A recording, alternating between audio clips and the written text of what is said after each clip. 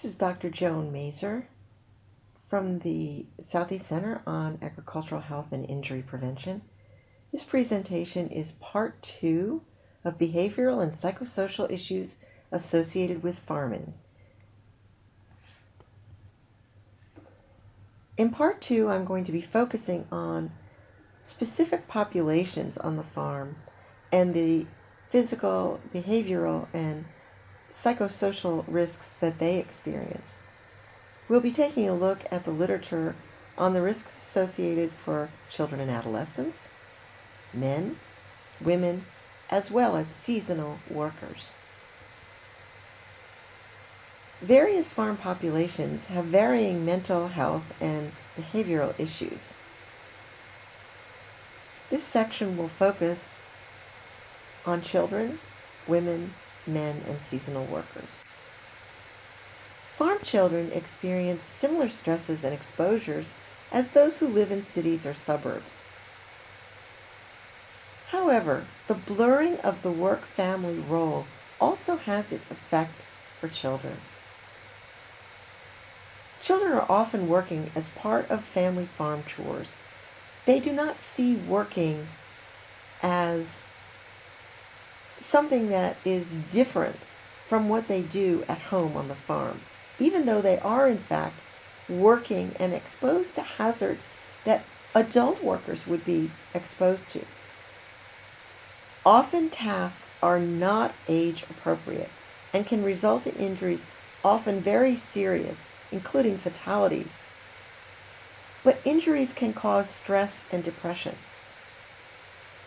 The National Center for Children's Agricultural Health at the Marshfield Clinic has many materials for making farms safe. But as we are going to see, so many of the cultural dimensions of farm family life, as well as this mythology of the pastoral family farm, growing up in the country, working as a family together, masks some of the very serious injuries that can result.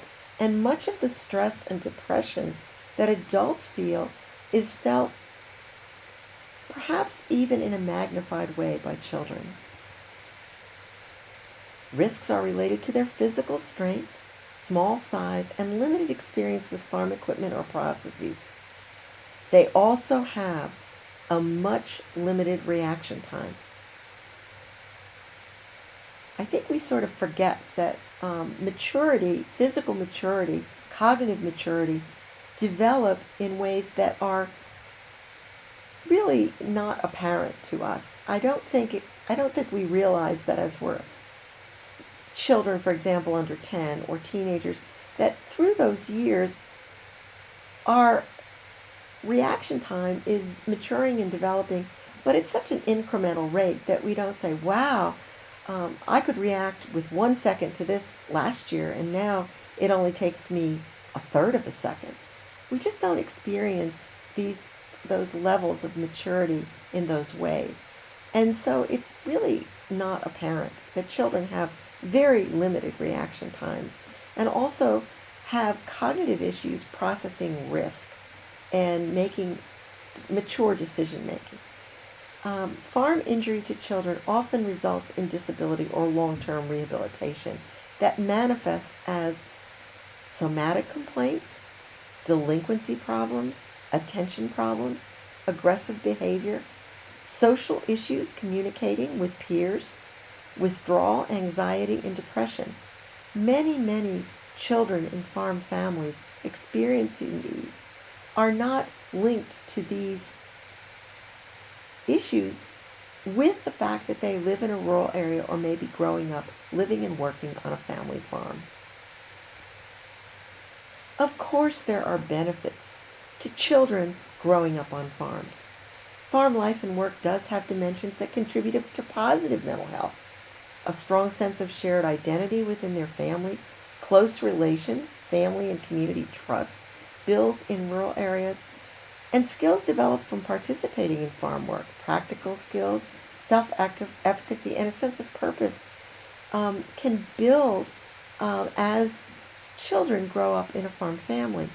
So the good news is that professionals in health and safety, um, guidance counselors, and therapists can build on these strengths to assist a child and his or her family in dealing with some of these very difficult um, um, issues. I mean, acting out in school is often just not even considered as part of the stress that a child may be feeling if a parent or other sibling has been hurt on the farm.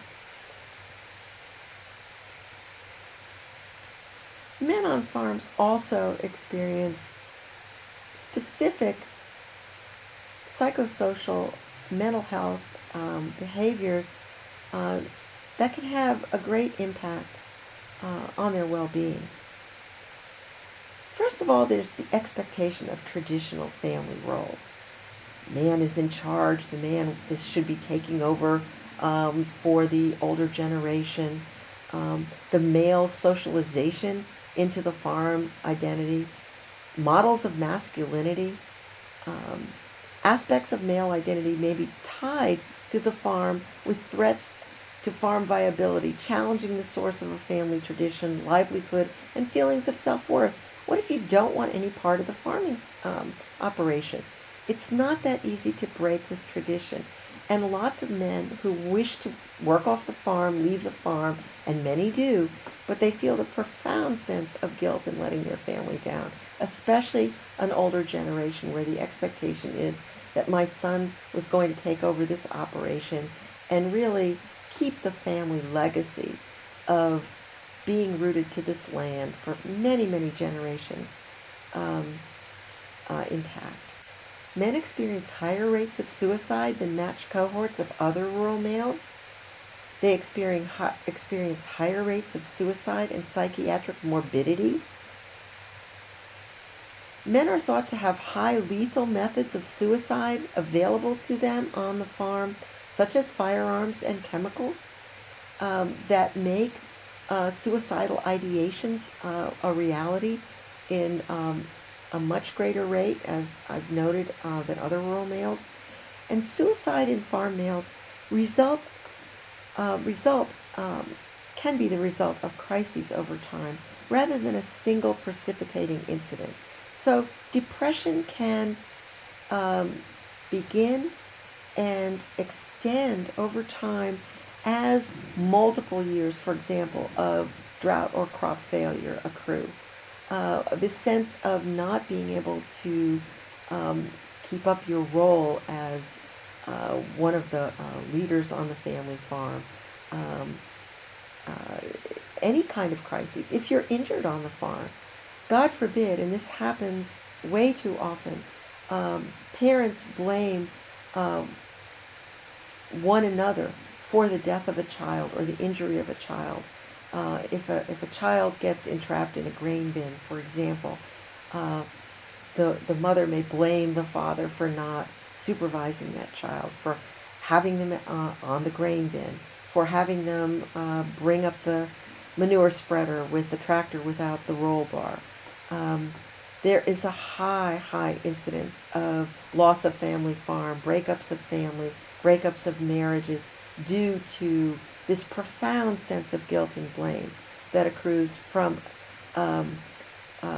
that would of course be a single precipitating event, but these crises build over time as the family just simply cannot escape the weight of the guilt of such an event. Women on farms. Studies of women in farming have found high levels of stress and depression and fatigue, and at higher levels than men. That's kind of interesting. Carruth and Logan have explored these levels of fatigue and stress and depression in women, and they found that women in particular, and again this relates to socialization of women's roles generally in Western society, that women experience all the stressors of farm family life and to the impact of those stressors on the family in their role, traditional role as caregiver.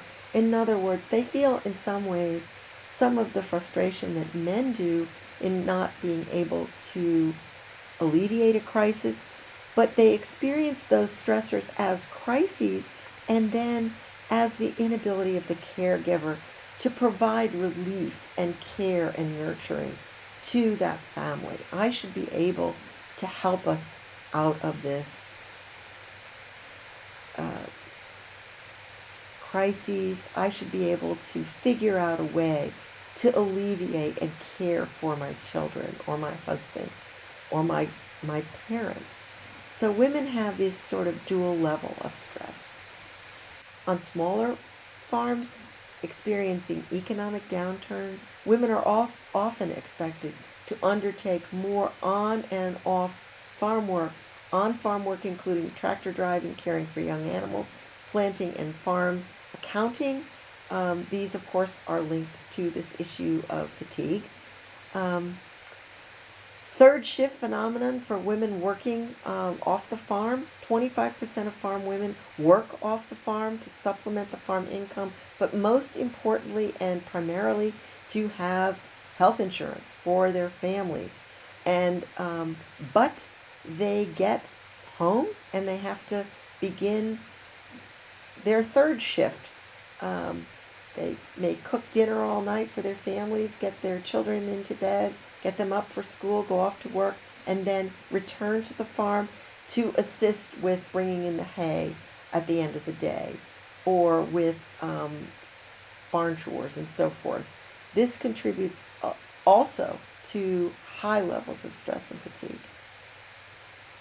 Finally, seasonal workers, and there are more and more seasonal workers, especially in large farming operations, but even on smaller operations where it is considered part of good farm management, even on smaller farms, to hire on a person or two to bring in the crops or work in for seasonal workers, even on smaller operations.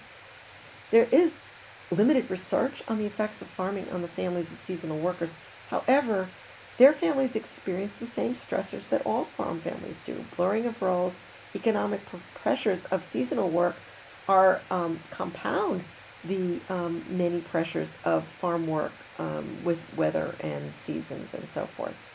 Immigration status and other stressors are also a huge issue for seasonal workers, as we all could imagine and understand. Research over several decades has shown that children of seasonal workers did not access mental health services in over 50% of situations requiring care for psychiatric diagnoses. The transient nature of their work, unpredictable work availability, poor quality housing are among additional contributors to anxiety and poor health. And again, immigration status, the extent to which they are going to be deported, and so forth, are also key issues for seasonal workers. In part 3 of this presentation on behavioral and psychosocial issues in farming, I'm going to address issues and interventions that may be employed to assist farm families with these behavioral and psychosocial issues.